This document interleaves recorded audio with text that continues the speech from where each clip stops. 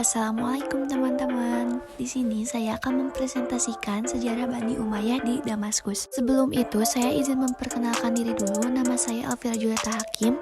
Saya dari kelas 7F, no absen 13. Sejarah berdirinya Bani Umayyah di Damaskus. Setelah masa Al-Khulafa Ar-Rasyidin, berdiri sebuah dinasti dengan Bani Umayyah. 21 Hijriah atau 661 sampai 132 Hijriah atau 750 Masehi. Bin Harb dan bin Abu Manaf adalah pendiri silsilahnya bertemu dengan Rasulullah SAW.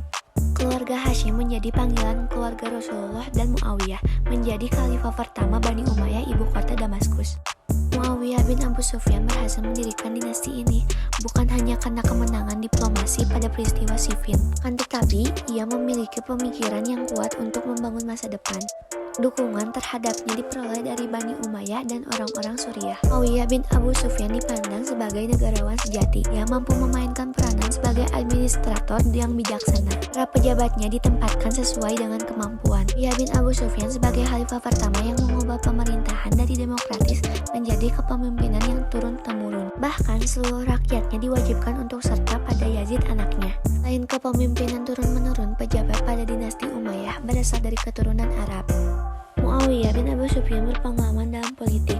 Ia pernah menjadi seorang pemimpin pasukan untuk menaklukkan Suriah, Palestina, Romawi, dan Mesir. Ia pernah menjabat gubernur Syam yang membawahi Palestina dan Mesir.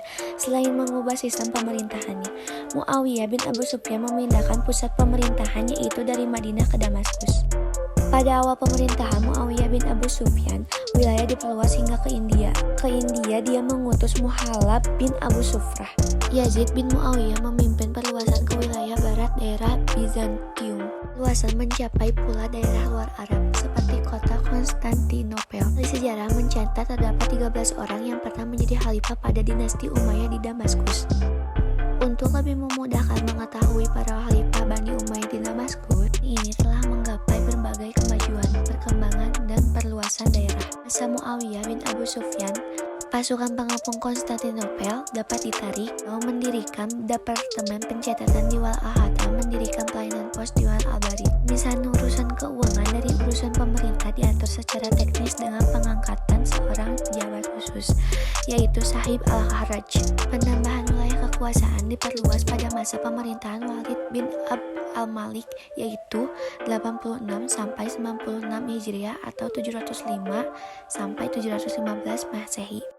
Keadaan dalam negara dalam kondisi aman semua, permasalahan bisa teratasi pada Abd al-Malik bin Marwan 65 sampai 86 Hijriah atau 185 sampai 705 Masehi. Begitu kemajuan peradaban dapat dicapai khususnya pada bidang politik di masa Walid bin Abd Malik 6 sampai 96 Hijriah atau 705 sampai 715 Masehi. Walid bin Abd al-Malik berusaha memperluas wilayahnya sampai ke wilayah Afrika Utara, yaitu Al-Aqsa dan Spanyol, Andalusia.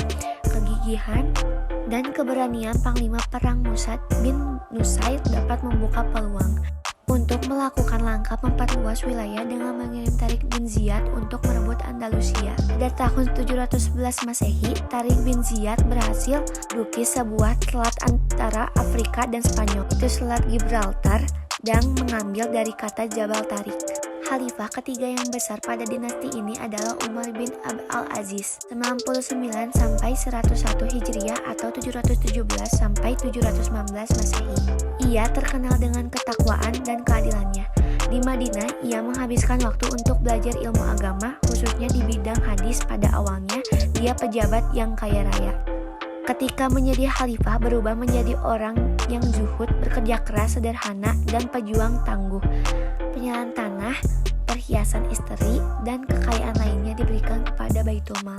Cukup sekian presentasi dari saya. Mohon maaf jika ada kesalahan dan terima kasih yang sudah mendengarkan presentasi dari saya. Assalamualaikum warahmatullahi wabarakatuh.